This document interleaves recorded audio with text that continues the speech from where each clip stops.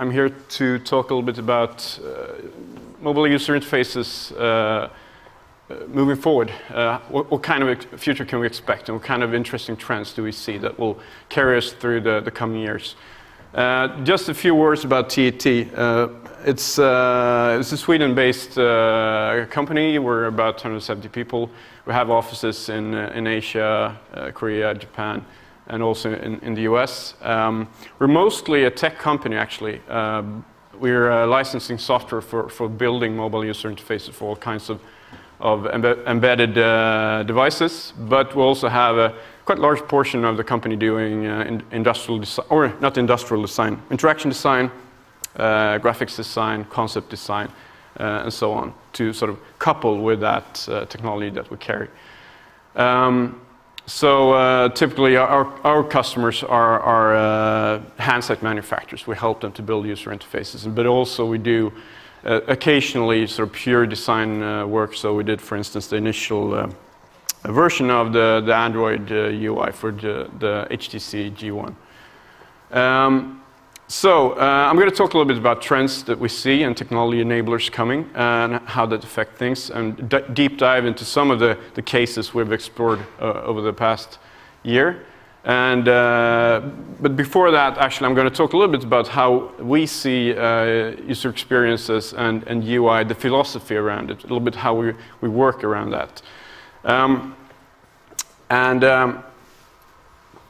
Looking at a typical user experience journey from a customer perspective, it's really, I mean, in essence, it's what the user experience from the first interaction to the last. So let's say you want to buy a device or whatever, you get aware of your need, you start sort of looking at options, I don't know, you search the web, whatever, you consider different options. You enter a store, you get at the point of sale, you unbox the device and get that first impression. The first week passes and years goes by. So it's really a journey that takes place over several years, and you have to have a user experience designer and UI design that supports this journey. Because if you do that all the way, that's when you can create loyalty. And there are a few companies that do this really well.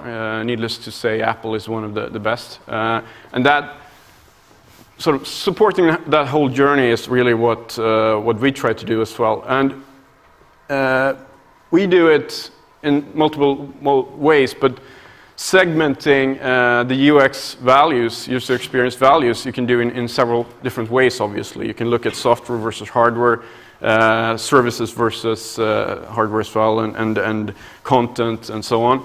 But you can also do it from the user journey point of view. And we see essentially three different main areas that you can segment the user experience into. First of all, the most easy one, desirable. Really create something in the experience that makes the device or experience desirable. Oops, sorry. So just a very brief thing. It could be really just a gimmick, a small thing that attracts the user into the experience. And in this case, for instance, is a tablet UI we did where you use cloth shaders. So that's a small thing that you can add that people start talking about, and it becomes interesting and so on. But it's a gimmicky thing, you could call it. It's very shallow. It doesn't carry you a long way. The next step is really about simplicity. And simplicity in the sense that any interaction should be very straightforward. You should immediately understand what's going on. So this is another example. This is from an Android home screen UI that we do to set the alarm. It's just a matter of pressing a button, you twist a couple of turns, and then you're done. So it's a very simple way to set your alarm. The most important thing, though, for a sort of long-term loyalty is if you can create a UX that's life-changing. And this is really a difficult thing, obviously. The example I have here is from an augmented reality thing. I'm going to talk a little bit about that later on, that we did. But augmented reality is one of the things that could be, if used in the right way, a life-changing and addictive experience. So all these three things are very important, of course. And mapping it to the user journey, you see also that there's a sequence in this. And obviously, if you get all things right, you can get the loyalty.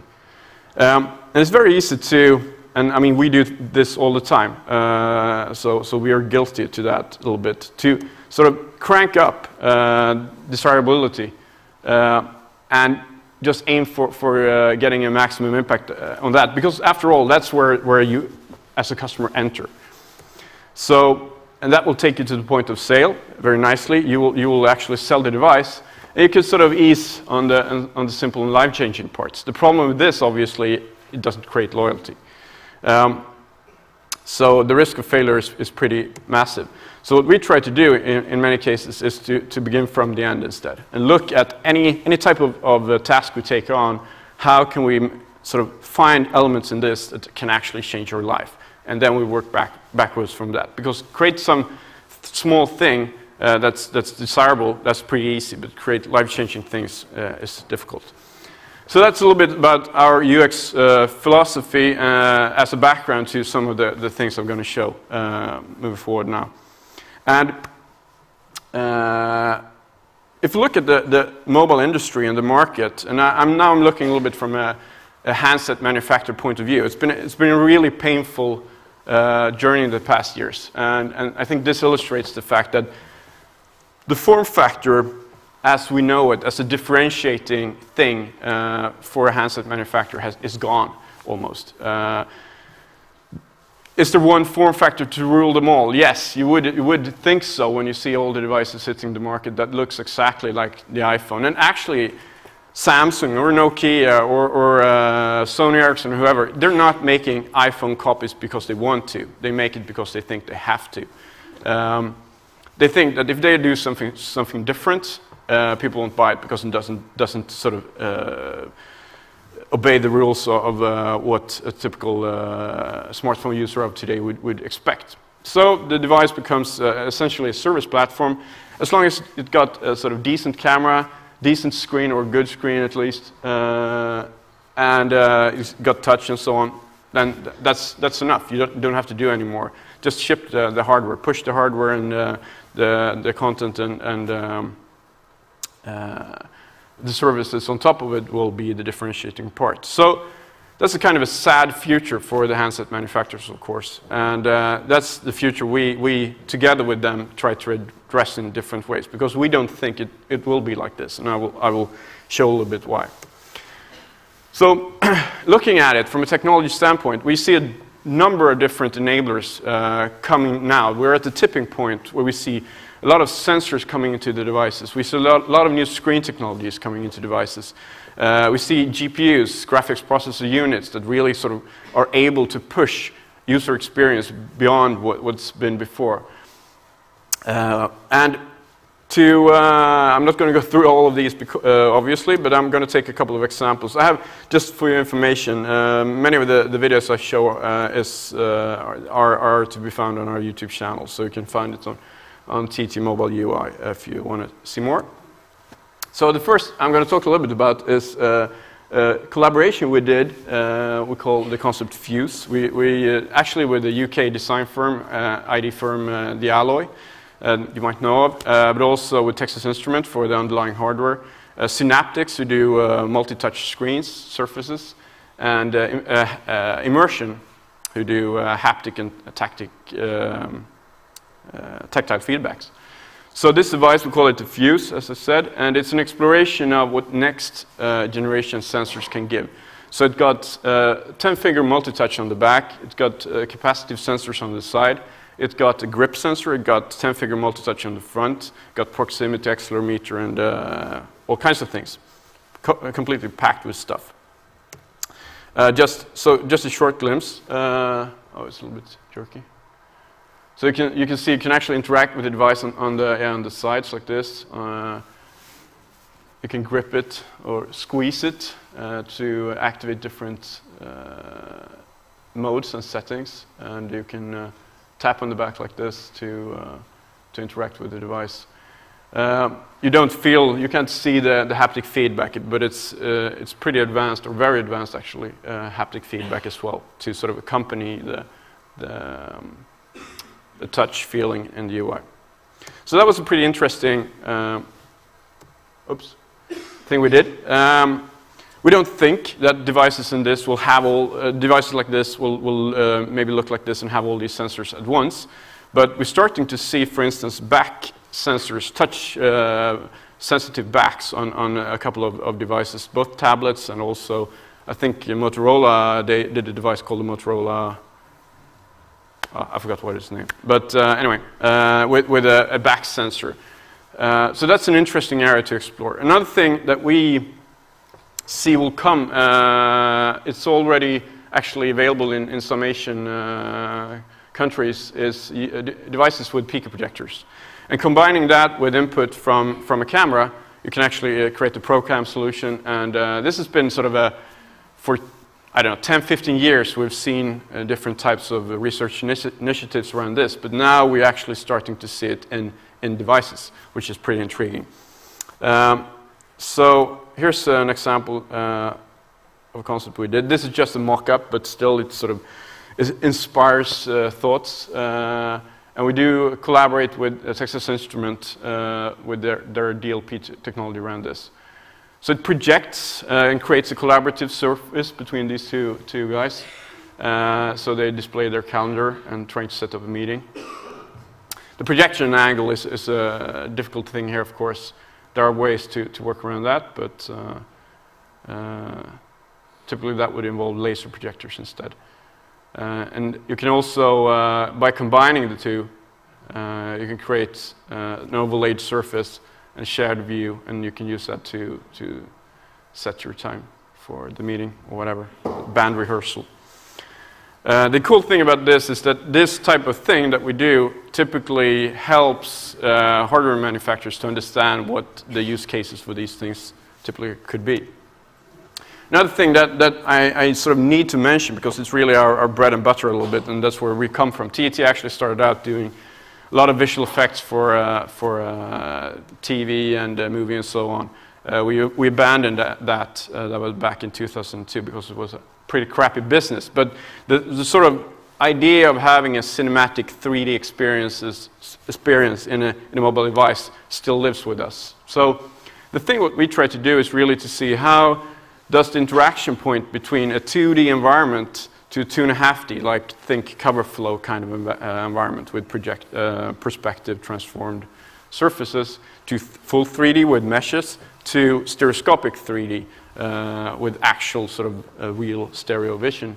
How can that work? And this is an example of such a sort of transition between a 2D environment and a 3D, full 3D environment. We call it Horizon List. So Horizon is like the umbrella term for us. And it taps actually into the talk that Jack had, where he showed little bits on how they, I forgot the name of who was behind the concept or originally, but the idea of having a map or a list or anything in 2D that can actually sort of transform into a 3D setting. So I'm going to run. So what you have here is a normal 2D list, and by using a sensor, in this case the accelerometer, so you scroll the list, you have a limited overview, but when you tilt it like this, you get additional information like Twitter feeds or Facebook updates or whatever. That is coupled to the fact that you have a 3D overview. So moving that into a map scenario could look like this. So you're out and about and you see the overview 2D scenario, and when you tilt it, it seamlessly transitions into a 3D. So this runs on Android. You get infographics and you can zoom in, and you get a feeling for when you look around, you see, oh, this big blue building, that's where I was going, instead of just the overview where it's just a sort of gray area. And this was done in collaboration with the company, and the maps are actually air footage which, or the 3D meshes are constructed from air footage, and the textures is also from that air footage. So it's pretty cool. Also, moving a little bit on to using the accelerometer in various interesting ways. So that's why I meant by sensors opening up a lot of interesting opportunities. This is using accelerometer to render a view-dependent display or output. So it gives you a notion of 3D, but it's actually just a 2D screen. All the reflections, all the shadows, everything is rendered. Oops, what the hell happened? Up. Then moving on to full 3D. So this is another demo. And this has a tendency to maybe become a little bit gimmicky. This could be like widgets you have in the background, and then you scroll to the foreground, and here you have contacts and so on and so forth. This works very well in stereo 3D, by the way. So to summarize a little bit around our 3D efforts, we see that the really, really interesting future lies in stereoscopic user interfaces and auto-stereoscopic user interfaces. And this is a demo suite that we've done, so we're sort of pushing this quite actively now, because we see that there's such an enormous interest on the gadget side, handset manufacturers, TV manufacturers, and so on. I was at a conference in Japan a couple of weeks ago where Sony had a 21 times 5 meters LED display with full stereoscopic, and people could stand and watch, and it was simply amazing. And they had a 10-inch auto-stereoscopic Sharp show that was absolutely amazing. So I think this sounds ridiculous maybe, but I think this will be the same type of transition that when we went from black and white or grayscale screens to color screens. There's so many degrees of freedom that this will open up, and just the information density you can put in a user interface is way, way beyond what you can do with normal 2D interfaces. So, trying to look how much time I have. I wanted to deep dive just in a couple of things we've done. To mention a little bit, we work quite a lot, we were quite inspired by Bill Buxton and his way of sketching user experience, to sort of sketch plentiful and use the sketching as a way to sort of ask questions, not to sort of try to answer questions. And then we do various types of lo-fi prototyping based on that, and then we gradually move on to more high-level prototyping. What we've done, for instance, so this case is a case around dual screens, or devices with multiple screens. It's not new, but the thing that's new is really that you can have one or two or even more screens with full resolution, like wide VGA or even higher. The problem, though, that when we started working with these devices were just sort of in the planning. There were nothing we could actually work with in terms of hardware. So we did a series of explorations. So this was a sort of exploratory journey. We built paper prototypes of various kinds, like sliders, clamshells of various orientations. We refined it, tried to sort of build our own mock-ups and so on and so forth. But one thing that was pretty powerful was to use stop motion to sort of employ on these paper prototypes. So this is like a slider form factor, and depending on what you press, you get different types of content on the two screens. And you can sort of blend or merge the two screens and by sliding it and merge the content on the screens. So that that's like 2 hours work or something, so it's very efficient. If we want to do it a little bit more high fidelity, what we did was to combine live implementations. So we use our own UI tools, essentially, and then we use like post-processing and green screen to put those on mock-up actual physical hardware. So in this case, also slider setup, and it gets a notification. Depending on where it presses, it gets different content on the lower side. And this works quite well to illustrate the sort of values that a dual screen slider, for instance, in this case, could bring. So the next step was really for us to do this on actual device hardware. So we collaborate quite closely with many hardware manufacturers. So TI is one of them. So this was done on one of their development boards. And just briefly going to show what that looked like. So that was the sort of the next natural step. So this is stuff that's essentially devices next year will have this type of hardware built in.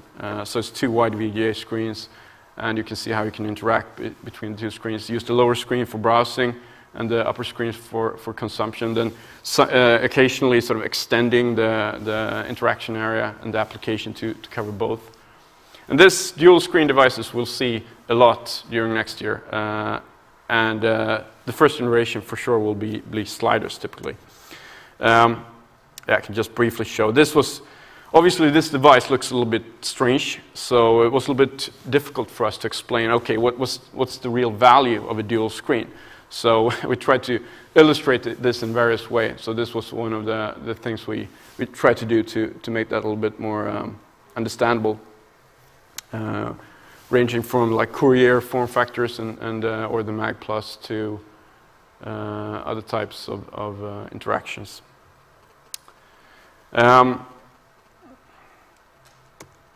So finally, this was the sort of final step, and this is when we got real hardware together with Fujitsu to do this. So this was showcased 2 weeks ago, or 3.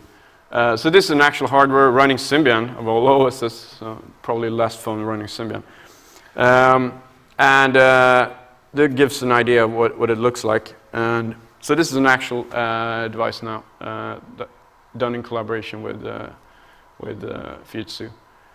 But it's still a pretty, early, it's a little bit sluggish, a little bit early. But that was actually the first occasion when we got to work with a real physical device. But we had done all these explorations before, so it was pretty, we knew where to start anyway. The other thing I was gonna talk a little bit about was a thing we did, because this was an exploratory journey for dual screens. We did a thing around augmented reality called Augmented ID, and then follow up on that was called Recognizer. That was totally the opposite to some degree. We had no intentions of actually creating something that was it was more a way to sort of explore the market fit and the business case and the revenue models around augmented reality as much as actually exploring the technology. So what we did was to look a little bit beyond just geolocation augmented reality. GPS-based augmented reality is pretty straightforward, but it doesn't really take into account all the values you can have by using the camera viewfinder. Our belief is that the camera as a sensor is one of the most important sensors of the device going forward. It's really an underused sensor in mobile devices. So we wanted something that took that into account, but also tapped into social networking and the need or sort of the people want more, sort of tapping into the aspect of vanity and curiosity and the fact that you want to be in control of what information is exposed from your social network.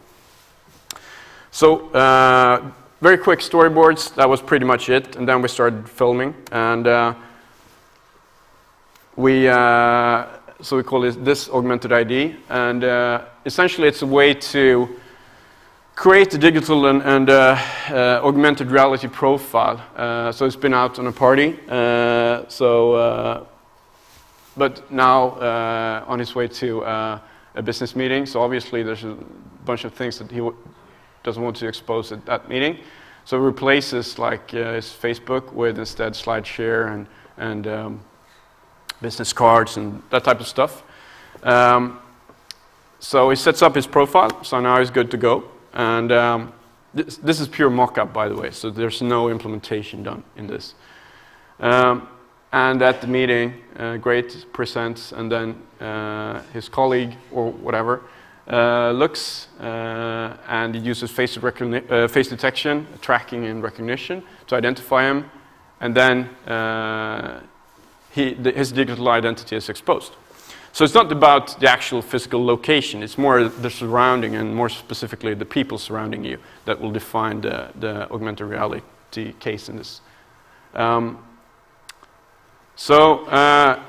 We got quite a lot of feedback around this, which was both good and bad, but definitely a lot of feedback around the integrity aspect of this. So can you walk around in the street and just see anyone and sort of get their augmented ID profile? Well, the answer is no, obviously. But we wanted to test this in real life due to all the excitement that was around it. So we also implemented it on Android together with a company called Polaros, experts on face recognition. So this is an actual running version of it. So Dan, in this case, sets up his profile, chooses what you want to expose.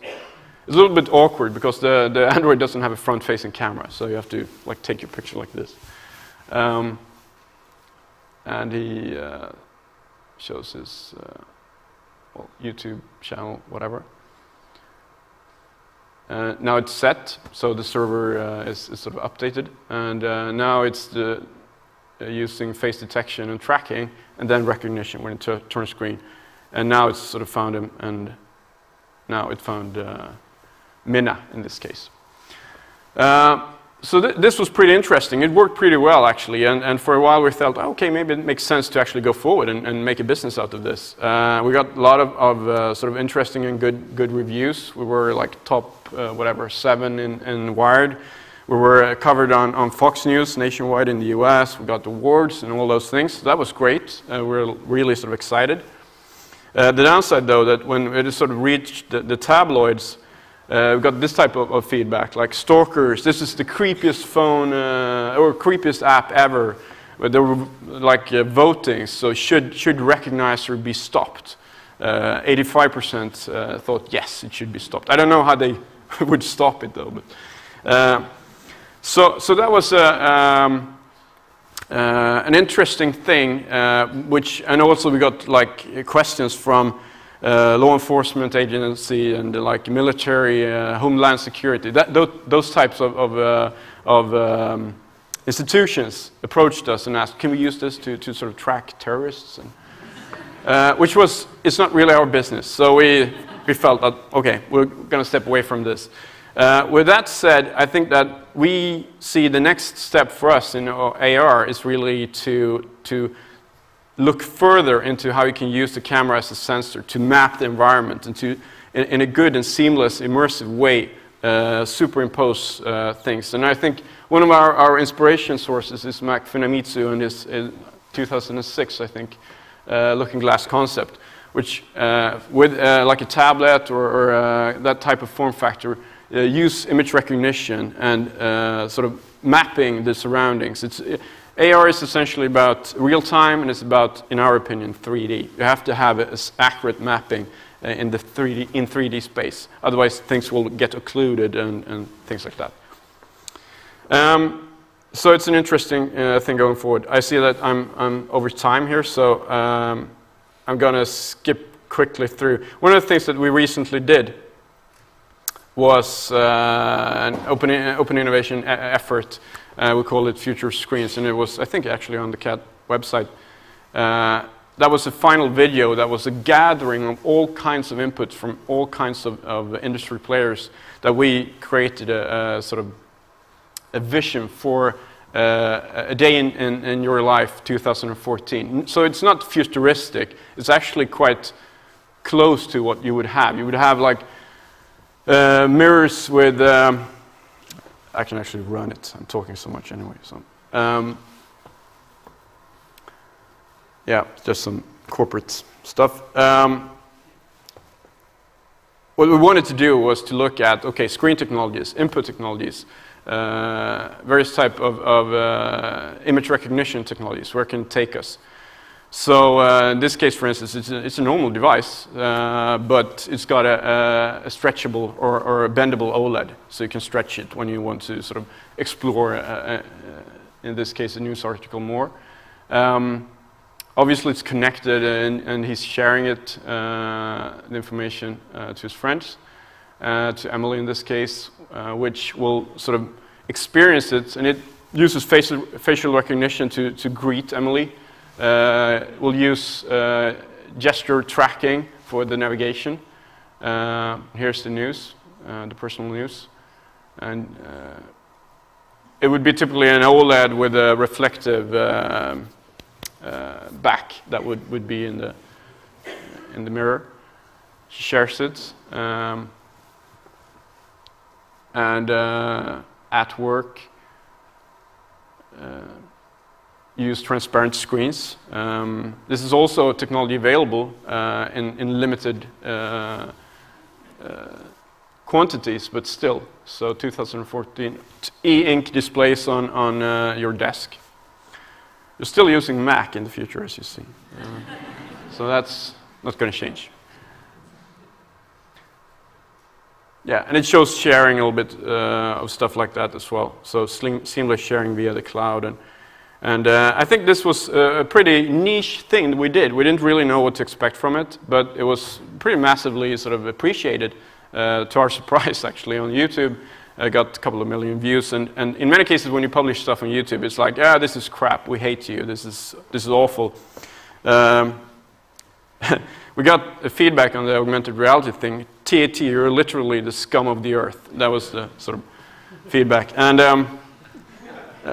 it's the funny thing with this was really that the feedback we got was really that it inspired to a creative discussion actually on YouTube, which is pretty rare, I would say. So that was pretty nice.